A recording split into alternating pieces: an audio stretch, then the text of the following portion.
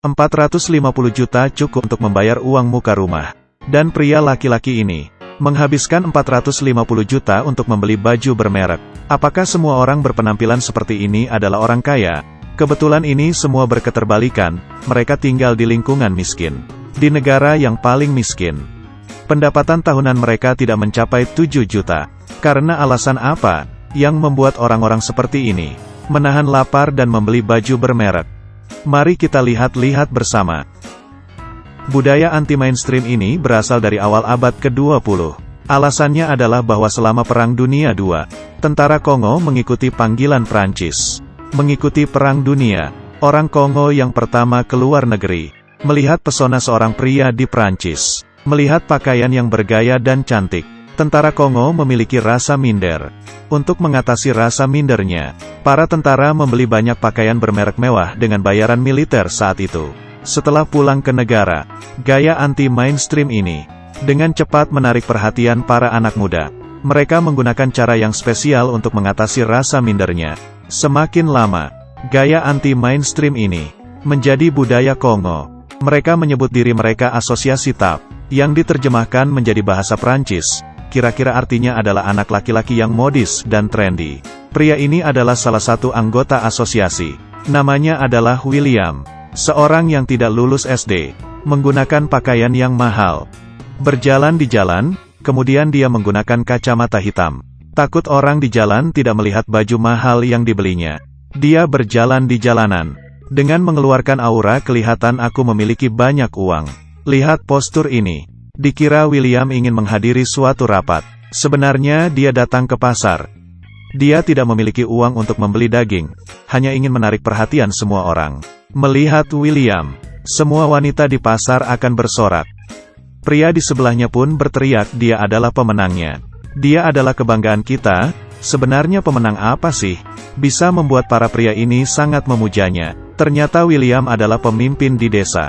Menjadi seorang SAP, ternyata adalah pilar orang Kongo. Dan William di kontes seleksi sebelumnya menjadi pemenangnya. Ini adalah lomba internasional.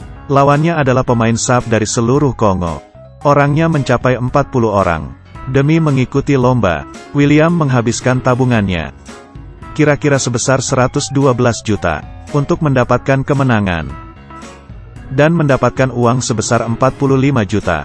Dan satu tiket liburan mewah. Meski William berhasil menjadi pemenang, tapi yang didapatkannya hanyalah pemenang di jalanan. Tidak ada yang disebut hadiah sama sekali. Tapi ini tidak mempengaruhinya. Dia merasa dirinya adalah orang yang paling trendy. Dia yang melihat orang kaya. Sebenarnya dia tidak memiliki uang. Tinggal di tempat miskin. Dia juga pemilik toko baju. Dia dengan istrinya kenalan karena istrinya datang ke tokonya untuk membeli baju. Keduanya suka dengan pakaian yang cantik. Memiliki hobi dan kesukaan yang sama. Dengan cepat mereka pun bersama. Tapi sebelum mereka menikah, banyak gadis di desa yang ingin menjadi kekasihnya. Hanya karena William saat itu adalah orang paling populer. Dan sekarang dia sudah memiliki 2 anak. Istrinya sering memarahinya karena dia terlalu boros. Kebutuhan keluarganya sudah tidak begitu tercukupi. Ditambah lagi suaminya yang sering membeli barang mewah. Hal ini pun semakin menyusahkan keluarganya. Tapi William tidak memedulikannya. Tidak lama sebelumnya, William membeli sepatu baru. Sepasang sepatu ini menghabiskan uang sebesar pendapatannya beberapa tahun. Tapi dia tidak merasa sedih. Menjadi seorang SAP harus memiliki barang seperti ini. Dibandingkan mengurangi makan beberapa tahun. Pria lebih takut untuk ditertawakan orang lain. Tiap kali pergi keluar, dia akan menghabiskan waktu 2 jam untuk berdandan. Tapi istrinya sudah terbiasa. Karena William mengatakan kepadanya, pemenang harus memerhatikan penampilannya. Dengan begini baru bisa mendapatkan rasa hormat dari penduduk desa. Yang lebih menarik adalah William adalah mentor penampilan di desa. Tiap beberapa waktu, dia akan memberikan pidato untuk penduduk desa. Intinya kira-kira memberitahu bagaimana cara berpakaian. Baru bisa kelihatan lebih tampan. Jika tidak terkurung di perkampungan kumuh ini, aku pasti akan berpikir direktur penampilan itu dikirim dari mana. Meskipun semua ini tampak sangat tidak pada tempatnya. Tapi orang seperti William ini cukup banyak. Mereka semua memiliki kesamaan yaitu tidak memakai baju KW. Pria ini bernama Ilso. Menurut dia, SAP sangat tahan terhadap merek terkenal. Meski beli baju bekas, tetap harus barang asli. Bila memakai baju KW, maka akan dikeluarkan dari asosiasi. Tentara Kongo ini sangat suka menghabiskan uang. Meski rumah pun tidak ada, pergi tidur di mana saja itu tidak masalah. Tapi untuk mendapatkan pandangan iri orang, meski harus memungut sampah pun, mereka juga akan melakukannya. Sap ini sangat populer. Dia bernama Awang. Hampir semua penduduk mengenalinya. Mengenakan kemeja berwarna pink, dengan percaya diri berjalan. Rumah dan baju ini semuanya milik dia. Selain pakaian mahal, topi, sepatu, dasi semuanya dia ada. Sanggup membeli pakaian mahal, pasti memiliki banyak uang. Sebenarnya tidak seperti itu. Demi membeli barang-barang mahal ini, dia sudah meminjam pinjaman dengan bank sebanyak 4 kali. Totalnya kira-kira 450 juta. Hidupnya sebenarnya tidak mewah. Kakak adik dan anaknya menjalani hidup yang susah. Dia tidak ingin keluarganya mengetahui masalahnya. Jadi dia memilih untuk menerimanya. Ingin dia untuk menghadapi hidupnya. Awang semakin berharap pandangan iri dari orang-orang. Tiap kali menggunakan jas, mulutnya dimasukkan rokok, dan tangannya memegang tongkat. Dia melupakan semua hal tidak senangnya.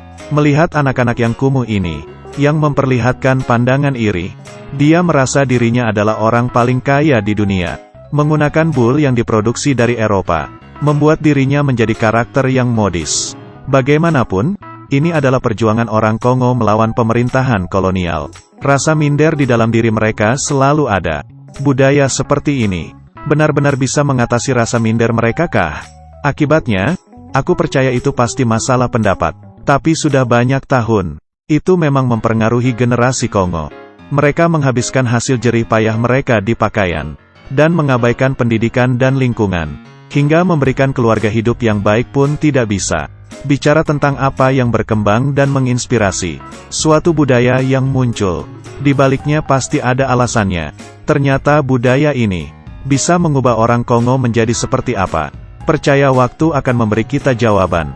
Ya sudah, video kali ini sampai di sini.